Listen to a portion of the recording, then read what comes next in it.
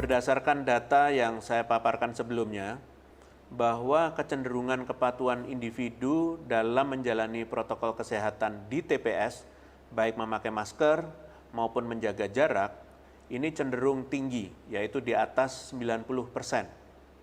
Namun, berdasarkan pemantauan kepatuhan TPS, bahwa ketersediaan sarana dan prasarana penunjang dalam melaksanakan protokol kesehatan masih belum maksimal, yaitu di bawah 50%.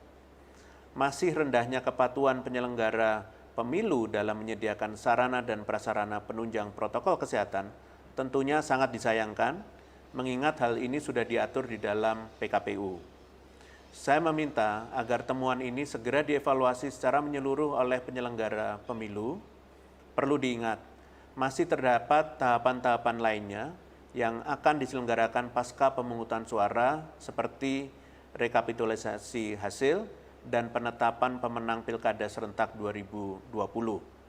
Saya berharap agar pada tahapan selanjutnya sarana dan prasarana penunjang dapat disediakan sebagai langkah antisipasi pencegahan penularan COVID-19. Ingat pesan ibu, pakai maskermu, cuci tangan pakai sabun.